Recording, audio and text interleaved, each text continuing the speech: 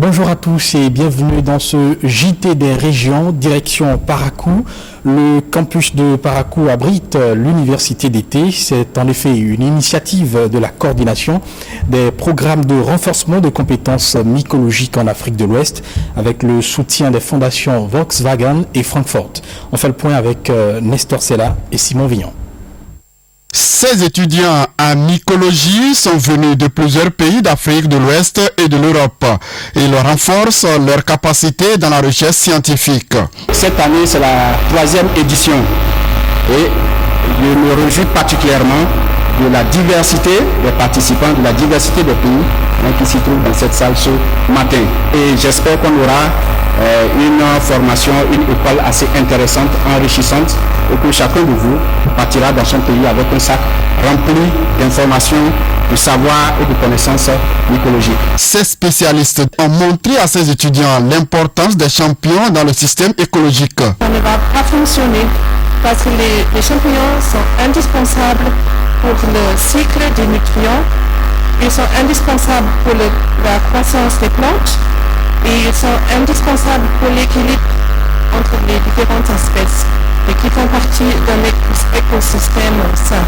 Cette université d'été, une deuxième du genre, est une opportunité pour les apprenants, soutiennent les autorités rectorales et celles de la faculté d'agronomie.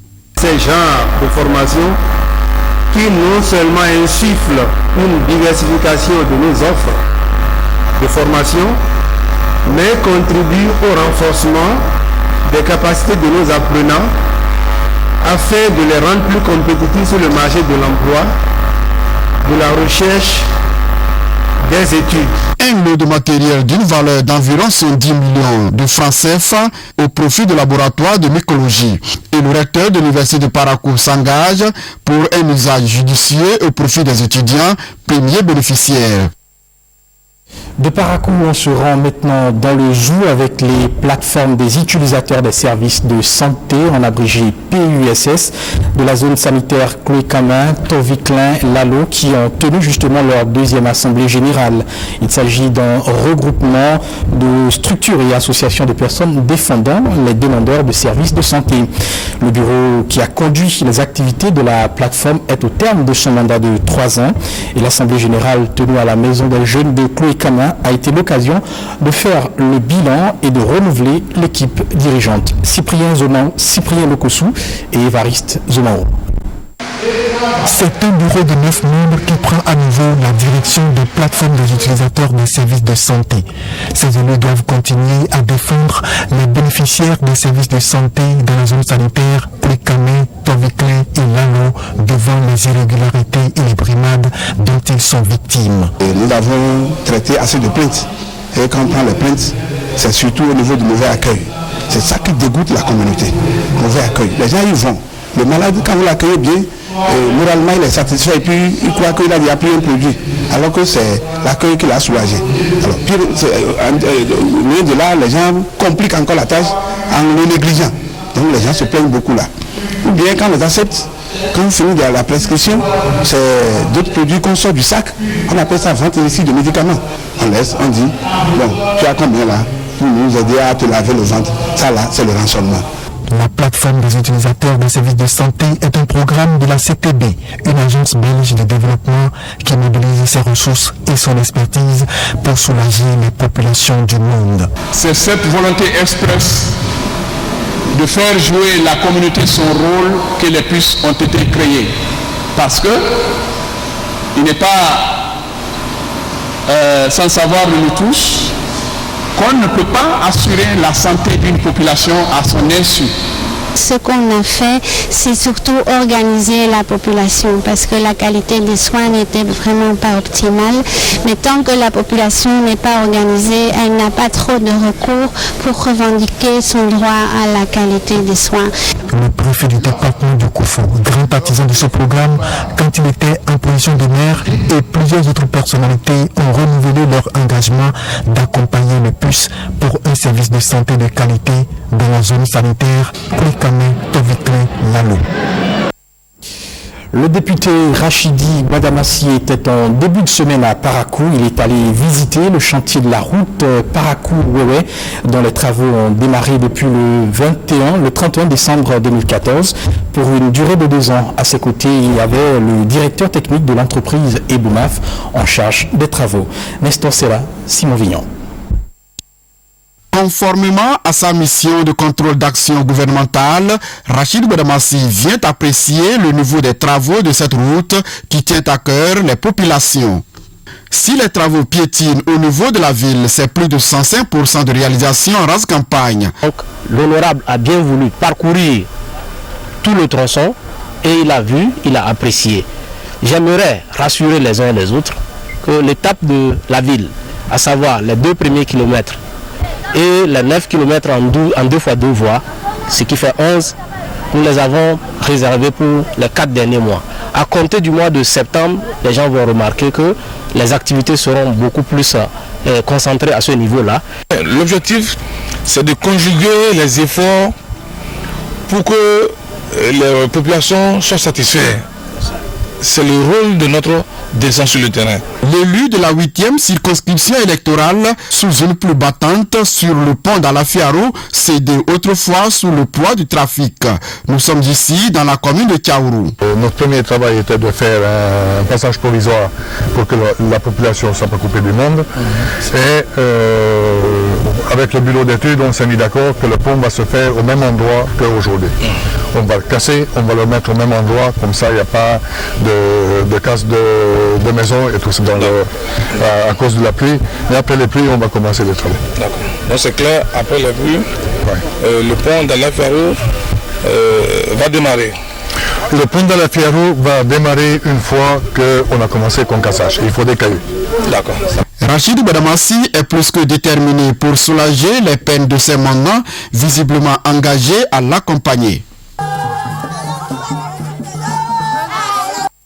Et de Parakou, le député s'est également rendu à Tchaourou pour aller constater l'état d'avancement des travaux de construction des modules de classe qu'il a lui-même financés. On retrouve à nouveau Nestor Sela pour le point. Loin d'une campagne électorale, à l'origine de cette mobilisation, les actes de générosité posés par l'élu de la 8e circonscription électorale. Il s'agit de modules de classe à Kenpanou, Boukousera, Tchatchoukartier et une maison des jeunes en construction à Goro. L'homme vient apprécier le niveau d'évolution des travaux, et ceci à la grande joie des bénéficiaires. Le peuple vous sera reconnaissant. Honorable député, l'honorable Badamassi, c'est le concret. L'honorable Badamassi, c'est le pragmatique. L'honorable Badamassi, c'est la proximité avec le peuple. Votre sens d'engagement et de développement dans votre circonscription électorale en général et pour les lieux d'instruction et d'éducation de la couche juvénile, notamment les écoles maternelles, les écoles primaires publiques et les CEG en particulier, n'est plus à démontrer ni à comparer. La reconnaissance des populations motive l'élu du peuple à poursuivre ces actes qui visent à corriger l'injustice sociale. J'ai pris l'engagement de travailler avec le peuple. Le peuple souverain qui a fait de nous ce que nous sommes aujourd'hui. Je suis venu ici non seulement pour visiter le chantier Makeri, voir ce qui a été réalisé et voir ce qui reste à faire. Donc, si peut tarder, nous allons inaugurer ça. L'équipe de football, c'est en marche. Et des gens qui veulent encore renouveler vos équipements. À travers cette descente, Rachid Badamassi ne souhaite pas voir s'installer des éléphants blancs dans sa circonscription électorale durant son mandat.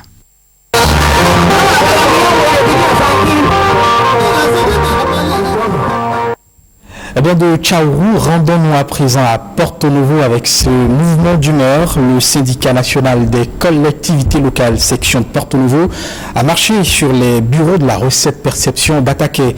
À l'origine de leur colère, irrégularité au poste et absence répétée du receveur-percepteur. Des griefs qui, selon les manifestants, entravent la mise en œuvre des projets de programmes de développement entamés par la mairie de Porto Novo. Guillaume Avienon. Des travailleurs du Sénécole Bénin, le syndicat national des collectivités locales, sous-section de la municipalité de Porto-Novo dans la rue. Des travailleurs qui visiblement semblent avoir des gains contre le receveur percepteur de la recette de perception d'Akaké. Nous, travailleurs de la mairie de Porto-Novo, toutes catégories confondues, mobilisés au sein du bureau syndical Synacol Bénin, sous-section de la mairie de Porto-Novo, protestons contre la non-disponibilité de M. Adoto Eman, receveur percepteur de la recette perception d'Akaké, pour aider le conseil municipal à réussir son quinquennat. Protestons contre l'irrégularité au poste du receveur percepteur M.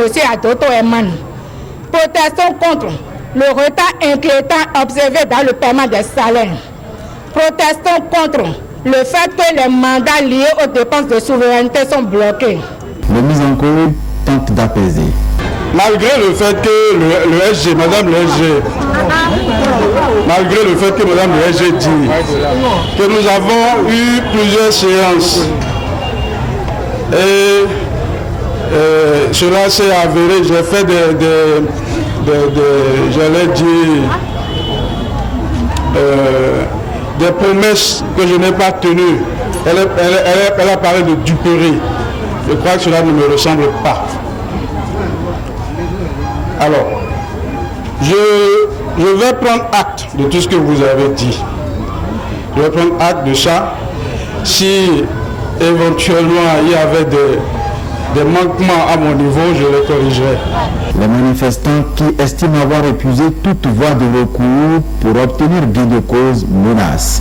Ils donnent un ultimatum de 10 jours à compter de ce lundi au receveur percepteur pour le paiement immédiat de tous les mandats bloqués par ces soins.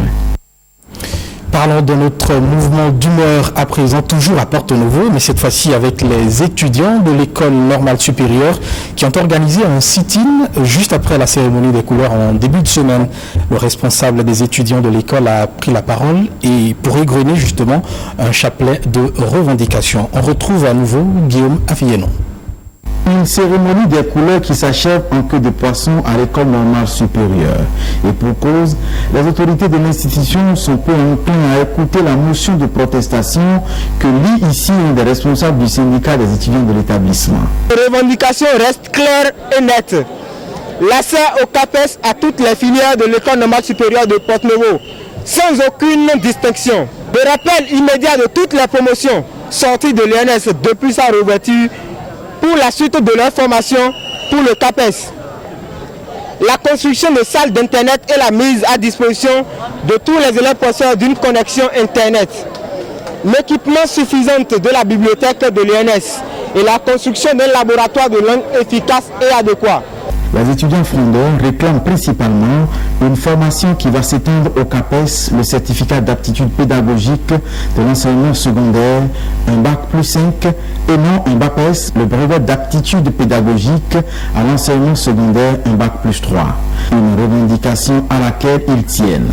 D'autres étudiants, des enseignants du secondaire déjà en poste, qui devraient suivre une formation payante en vue d'acquérir le CAPES, ont vu leur cours de la matinée interrompre brutalement.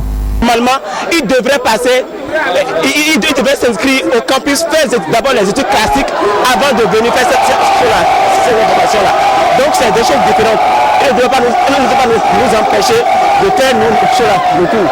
Les autorités de l'établissement, quant à elles, se déclarent incompétentes et renvoient la balle au ministère. C'est légitime, mais la méthode n'est pas une bonne méthode. Qui sont en formation, qui sont au cours, qui sont en formation qui reçoivent le cours actuellement, qui n'aillent pas renvoyer les enseignants. Madame la ministre, je crois qu'elle va prendre ses responsabilités, elle va faire signifier que lentement mais sûrement, les solutions sont en train d'être trouvées pour le problème. Les cours sont donc suspendus à l'école normale supérieure de Porto-Novo depuis ce lundi, et cela jusqu'à quand?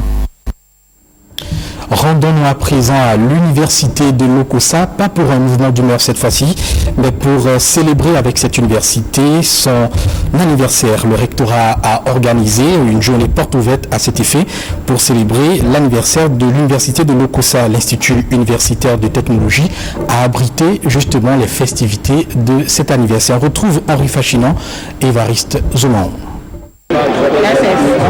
L'université de Lokossa, comprenant ses 3 centres universitaires, lève le voile sur son savoir-faire technologique à travers une exposition, ce qui réjouit en ce jour d'anniversaire plus d'un.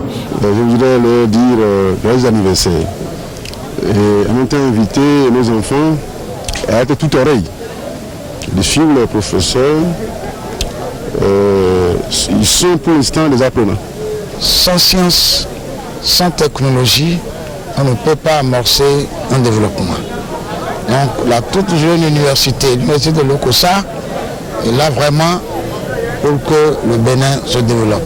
À l'école normale supérieure de l'enseignement technique de Lokossa, nous avons les filières comme la production animale, production végétale, les filières comme l'électricité, électrotechnique, génie civil. Nos diplômés réussissent avec beaucoup de facilité à différents concours d'État d'entrée dans la fonction publique au Bénin. Concours d'entrée en master et cycle d'ingénieurs dans les grandes écoles africaines, asiatiques, européennes et américaines. Il y a un an, elle prenait la tête du rectorat. Lokossa a 2 maîtres et je crois que d'ici peu, nous aurons beaucoup de maîtres assistants, beaucoup de professeurs titulaires. Nous sommes bien partis et merci aux collègues qui ont travaillé. Maintenant, il faut que tout ça soit concrétisé dans le développement de l'université de Lokossa. C'est un cadeau auquel s'ajoute un don de matériel technique de l'université de Nantes en France. L'auteur de ce don est un ancien chercheur de la dite université française. Le regard tourné vers les prochains mois, enseignants, étudiants et autorités à divers niveaux semble dire d'une voix, la lutte continue. La première édition des rencontres internationales de court-métrage pour l'agriculture RICMA démarre le 20 septembre prochain à Boïkan. Pendant 2 jours, les acteurs de l'agriculture familiale vont échanger sur les atouts de ce type d'agriculture. Une compétition est également prévue chez les hommes des médias à travers des productions audiovisuelles. L'annonce a été faite ce mardi à travers une conférence de presse à Boïkan. Jubanso. Une conférence de presse pour annoncer un événement important dans le monde agricole. Les rencontres internationales des courts-métrages pour l'agriculture RICMA 2016, prévues pour septembre prochain. Thème principal, l'agriculture familiale au service du développement des communautés locales. La FUPRO, la Fédération des unions des producteurs du Bénin, vise entre autres objectifs à attirer l'attention de tous sur la loi d'orientation agricole. Le monde agricole béninois est dans une grande plaidoyer. Un grand plaidoyer pour la reconnaissance du métier de l'agriculteur et du statut de leur organisation. Donc nous avons dit que ces rencontres-là vont être aussi une plage intéressante pour faire passer le message à l'endroit des décideurs et à l'endroit des autres acteurs pour qu'ils nous accompagnent à relever ce défi qui est celui de l'élaboration de la loi d'orientation agricole au Bénin. Les productions audiovisuelles seront primées au cours de cette édition. Il y aura une compétition. Une compétition pour 2 catégories. La première catégorie serait les films qui émanent des agriculteurs individuels ou des organisations professionnelles agricoles.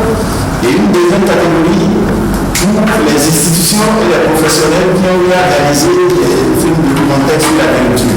Nous avons voulu faire cette démarcation parce que les agriculteurs au départ ne sont pas des cinéastes, ils ne sont pas des réalisateurs, donc on estime que tout ce qu'ils vont faire seront des réalisations d'amateurs, alors que tout ce que les professionnels et les institutions vont réaliser seront des films professionnels. Donc pour les personnes, nous avons créé ces 2 catégories et on a prévu de filmer les meilleurs films dans ces 2 catégories-là. Plusieurs tables rondes sont prévues sur des thèmes tels que l'agriculture familiale face au marché, production et environnement.